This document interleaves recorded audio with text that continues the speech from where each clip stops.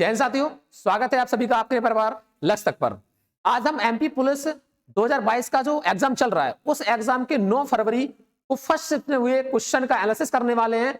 जो क्वेश्चन 9 फरवरी को first shift में क्वेश्चन आए हुए हैं उनका पूरा एनालिसिस करेंगे और जो क्वेश्चन विद्यार्थियों के माध्यम से और स्टूडेंट के माध्यम से हमारे पास क्वेश्चन आए हैं वो आपको हम बताते हैं कि कौन कौन से क्वेश्चन आए हैं और आने वाले एग्जामों में किस प्रकार से क्वेश्चन बन सकते हैं। ठीक है भाइयों, तो समय को बर्बाद नहीं करेंगे हम, फटाफट से यहाँ पर देखिए कौन कौन से क्वेश्चन आए हैं हमारे पास। ठीक है, तो यहाँ पर देखते हैं हम, जैसे कि यहाँ पर एक क्वेश्चन आया हुआ है, फटाफट से ये क्वेश्चन ही आया था आपका कि मध्य प्रदेश का क्वेश्चन आपको बोलेंगे मध्य प्रदेश के किस शहर को मार्बल सिटी के नाम से जाना जाता है। किस शहर को मार्बल सिटी के नाम से जाना जाता है, आपको अच्छे से याद रखना है। तो इसका आंसर क्या हो जाएगा, इसका आंसर बनने वाला भेड़ाघाट।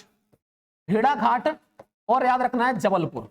भेड़ाघाट जबलपुर, इसे मार्बल सिटी के नाम से जाना जाता है। अगला जो क्वेश्चन आया था, क्वेश्चन पूछा गया था कि टोक्यो ओलंपिक खेल में जो पैरालंपिक खेल हुए हैं उसमें यहां पर ध्वजवाहक कौन थे। तो इसका आंसर भाई जो क्या हो जाएगा, ध्वजवाहक जो थे वो कौन थे, मरियप्पन थंगावेलु।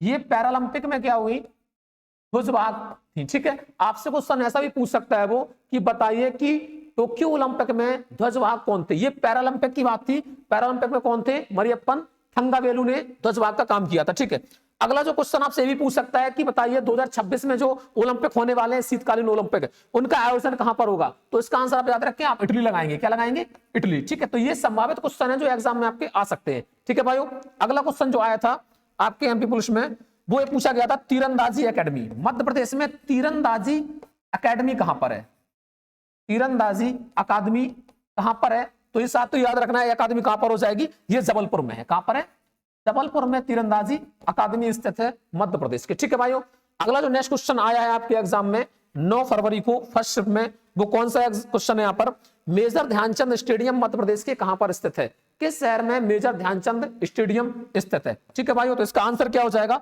आंसर हो जाएगा आपको याद रखना है भोपाल। आंसर क्या हो जाएगा, मेजर ध्यानचंद स्टेडियम कहां पर स्थित है, भोपाल में स्थित है। ठीक है भाइयों, आगे देखते हैं कौन से क्वेश्चन आए थे। एक क्वेश्चन ही रखा हुआ है यहाँ पर, मध्य प्रदेश के कितने जिला राजस्थान की सीमा को छूते हैं। टोटल मध्य प्रदेश के कितने जिला राजस्थान की सीमा को छूते हैं मेरे भाइयों। तो इसका आंसर क्या हो जाएगा, 10 जिले। टोटल कितने हो जाएंगे, 10 जिले हो जाएंगे जो राजस्थान की सीमा को टच करते हैं मध्य प्रदेश के। इसी हिसाब से आपको उत्तर प्रदेश के टोटल जिले आपको याद रखने हैं कि उत्तर प्रदेश के कितने जिले याद रखना है, मध्य प्रदेश के कितने जिले उत्तर प्रदेश की सीमा को टच करेंगे। इस प्रकार के क्वेश्चन भी आपसे पूछ सकता है वो एग्जाम में। ठीक है, तो इनको बिल्कुल क्लियर करके तैयार होकर के आप जाए वहां पर। ठीक है, आगे क्वेश्चन पूछा गया था कि पोटेशियम का परमाणु क्रमांक क्या होगा, यानी पोटेशियम का परमाणु क्रमांक क्या होने वाला है। तो आप याद रखें पोटेशियम का परमाणु क्रमांक क्या हो जाएगा, 19 हो जाएगा। क्या हो जाएगा, 19। तो आप परमाणु क्रमांक भी अच्छे से तैयार कर लें, हो सकता है आपके एग्जाम में यहाँ पर क्वेश्चन पूछ ले वो आपसे। ठीक है, आगे बात करेंगे। जो क्वेश्चन आया था, एक क्वेश्चन ये पूछा गया है कि बताइए कि प्रोजेक्ट टाइगर में शामिल होने वाला मध्य प्रदेश का पहला राष्ट्रीय उद्यान, जो प्रोजेक्ट टाइगर में शामिल हुआ था। तो आप याद रखना है मध्य प्रदेश का वो राष्ट्रीय उद्यान कौन सा है, कान्हा किसली। कौन सा हो जाएगा, कान्हा किसली राष्ट्रीय उद्यान जो है ये मध्य प्रदेश का पहला क्या है, टाइगर प्रोजेक्ट यहां पर लॉन्च किया गया था। मध्य प्रदेश का पहला टाइगर प्रोजेक्ट में शामिल होने वाला क्या है, ये राष्ट्रीय उद्यान है। ठीक है भाइयों, आगे क्वेश्चन जो भेजा गया हमारे पास वो क्वेश्चन कौन से हैं जो स्टूडेंटों ने बिल्कुल भेजे जिनका एग्जाम फर्स्ट शिफ्ट में हुआ है।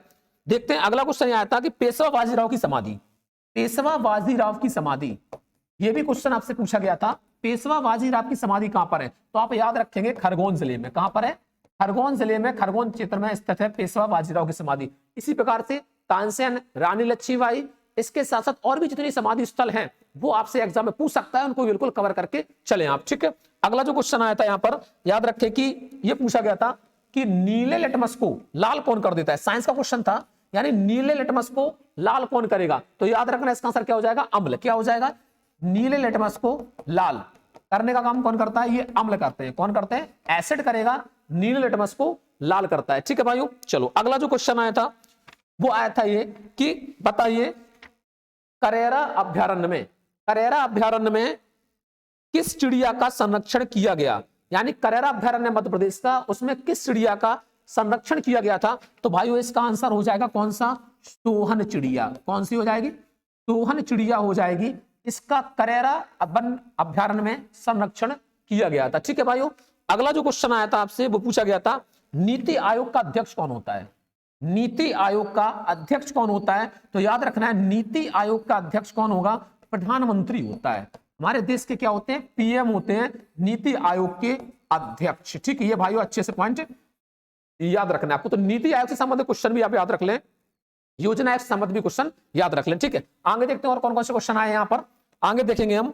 अगला क्वेश्चन जो पूछा गया था हमारे पास जो आया है कि भारत की मानक समरेखा कहां से गुजरती है। सारे क्वेश्चन हम लिख के रखे हैं, जो भी विद्यार्थियों ने बताए क्वेश्चन, वो सभी क्वेश्चन आपके यहाँ पर हैं। भारत की मानक समरेखा कहां से गुजरती है? तो आपको याद रखना है, जो भारत की मानक समरेखा है वो नैनी प्रयागराज से गुजरती है। कहां से गुजरती है? नैनी प्रयागराज से गुजरती है। उत्तर प्रदेश के नैनी प्रयागराज नामक क्षेत्र से भारत की मानक समरेखा गुजरेगी। ठीक है, तो आप अंतरराष्ट्रीय मानक समरेखा के बारे में भी याद रखें, जो कहां से गुजरने वाली है? ग्रीनविच लंदन से गुजरने वाली है अंतरराष्ट्रीय मानक समरेखा। ठीक है, इसको भी आप अच्छे से क्लियर करके चलें। ठीक है, अगले जो क्वेश्चन की बात करेंगे, देखते हैं अगला क्वेश्चन कौन सा था। ये क्वेश्चन ये था कि न्यूटन के पहले नियम को किस नियम के नाम से जानते हैं? न्यूटन का जो पहला नियम है उसको और अन्य किस नियम के नाम से जाना जाता है? तो मेरे साथी बिल्कुल याद रखें आप अच्छे से, उसको कहा जाता है जड़त्व का नियम। क्या कहा जाता है? जड़त्व का नियम कहा जाता है न्यूटन के पहले ही नियम को। ठीक है, और न्यूटन का तृतीय नियम भी याद रखें मेरे साथी। न्यूटन का तृतीय नियम आपसे पूछ सकता है आने वाले एग्जाम में, जितने भी शिफ्टें बची हुई हैं, जिनके एग्जाम बचे हुए हैं, उनसे क्वेश्चन पूछ सकता है कि बताइए कि न्यूटन के तृतीय नियम को क्या कहेंगे। तो थर्ड लॉ जो है आप याद रखना अच्छे से, थर्ड को कहते हैं क्रिया प्रतिक्रिया का नियम। क्या कहते हैं? क्रिया प्रतिक्रिया का नियम कहा जाता है। आप अच्छे से याद रखना है इस पॉइंट को। ठीक है भाइयों, चलो देखते हैं आगे और कौन से क्वेश्चन थे जो आपके एग्जाम में आए हैं। ठीक है, एक क्वेश्चन ये पूछा गया था साइंस का, एक क्वेश्चन ये पूछा गया था कि बताइए कि ज्योति तीव्रता का मात्रक क्या होगा। ज्योति तीव्रता का मात्रक क्या होगा? तो मेजरमेंट वाले टॉपिक से भी क्वेश्चन आ रहे हैं, उनको भी आप अच्छे से कवर कर लें। इसका क्या होता है? कैंडला। ज्योति तीव्रता का मात्रक क्या होने वाला है? कैंडला ज्योति तीव्रता का मात्रक होने वाला है। ठीक है मेरे साथियों, आगे क्वेश्चन पूछा गया था कि बताइए दलहन उत्पादन में, दलहन उत्पादन में प्रथम राज्य कौन सा है?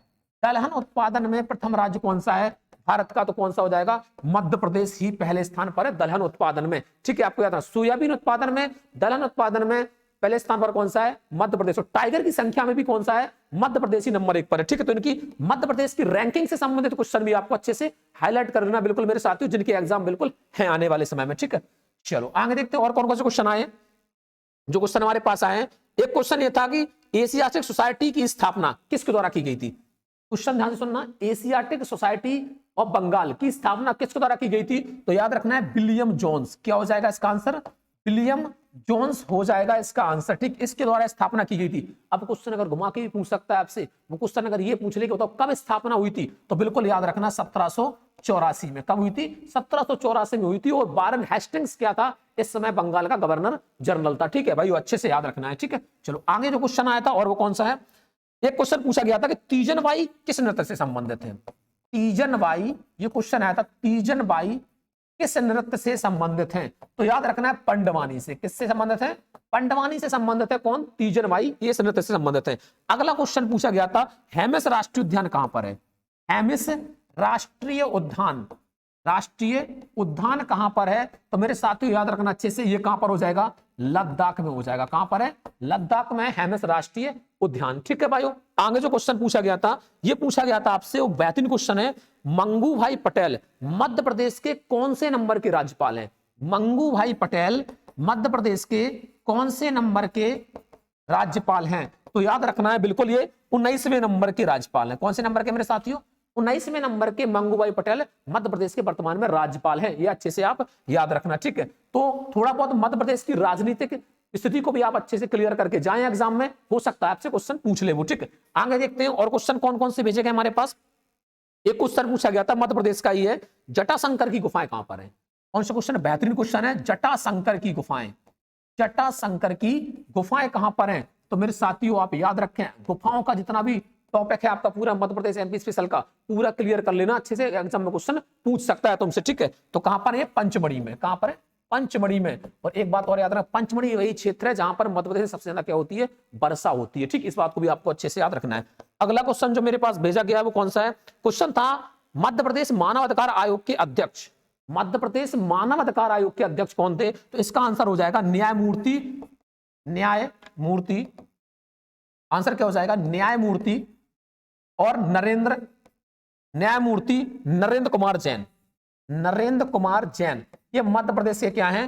वर्तमान में मध्य प्रदेश मानव अधिकार आयोग के अध्यक्ष हैं। और जो क्वेश्चन आए थे वो एक क्वेश्चन पूछा गया था ये कितना बेहतरीन क्वेश्चन पूछ लिया मेरे साथियों। 1956 में जब मध्य प्रदेश का गठन किया गया था तो कितने राज्यों को मिलाकर किया गया था? क्वेश्चन देखो कितना गजब का है। क्वेश्चन क्या है?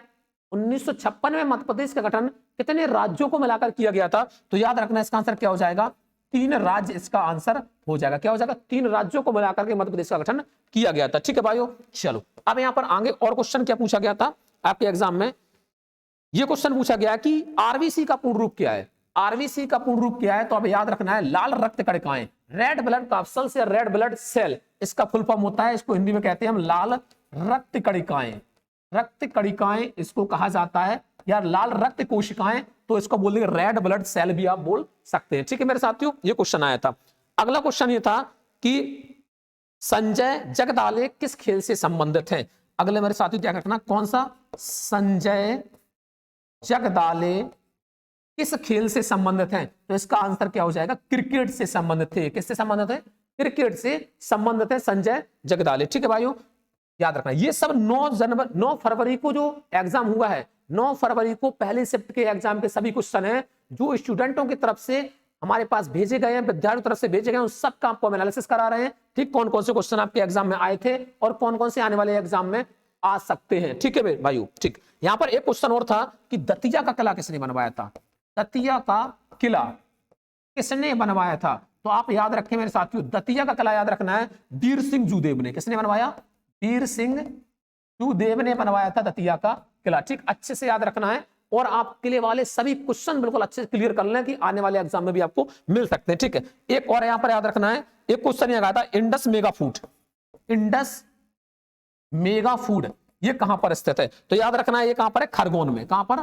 खरगोन में है। और ये मध्य प्रदेश का पहला क्या है? इंडस मेगा फूड था। ठीक, एक क्वेश्चन और आया था, मध्य प्रदेश का तांबा उत्पादक जिला कौन सा है? मध्य प्रदेश का तांबा उत्पादक जिला, तांबा उत्पादक जिला कौन सा है मध्य प्रदेश का? तो कौन सा हो जाएगा यहां पर? मलाजखंड बालाघाट। कौन सा हो जाएगा? मलाजखंड बालाघाट जिले में पड़ता है मलाजखंड। ये तांबा उत्पादक में सर्वप्रथम प्रमुख है, प्रमुख रूप से तांबा उत्पादन के लिए जाना जाता है। ठीक है, एक क्वेश्चन और याद रखना है, एक क्वेश्चन और पूछा गया था, महाराज छत्रसाल की राजधानी कहां थी? महाराज छत्रसाल की राजधानी, तो मेरे साथियों इसका आंसर क्या हो जाएगा? पन्ना को। किसको बनाया गया? पन्ना को बनाया गया था। तो पन्ना और खजुराहो के आसपास जितने क्षेत्र हैं उनसे सारे क्वेश्चन आपको अच्छे से याद रख लेने। ठीक है भाइयों, तो ये तो थे 9 फरवरी को आए हुए कुछ प्रमुख क्वेश्चन जो स्टूडेंट या विद्यार्थियों के द्वारा हमारे पास भेजे गए हैं। इनका एनालिसिस हमने आपको करा दिया है। तो कैसा लगा आपको एनालिसिस? और हाँ, अगर आपने अभी भी आप ये जानना चाहते हैं कि मध्य प्रदेश या एमपी पुलिस की कट ऑफ कितनी होने वाली है, तो उस कट ऑफ के लिए आप जाकर के, अगर किसी ने वीडियो नहीं देखा है तो वीडियो जाकर के आप देखें, आपको वहां पर लिंक मिल जाएगी। उस लिंक पे जाकर के, चैनल के डिस्क्रिप्शन में लिंक मिलेगी, वहां से जाकर के आप उस वीडियो को देख सकते हैं। ठीक है, और अपना बारे में एनालिसिस कर सकते हैं कि हमारा सिलेक्शन होगा या फिजिकल की तैयारी करें या ना करें। ठीक है भाइयों, तो फिर मिलेंगे जैसे ही आपके आने वाली जो शिफ्ट होंगी उनके क्वेश्चन हमारे पास आएंगे, फिर आपको एनालिसिस कराएंगे। कैसा लगा आपको एनालिसिस? अगर बेहतरीन एनालिसिस लगा है तो आप अपने साथियों के साथ शेयर करें, और अगर चैनल को सब्सक्राइब नहीं किया तो सब्सक्राइब कर लें, लाइक कर दें। जय हिंद, जय भारत।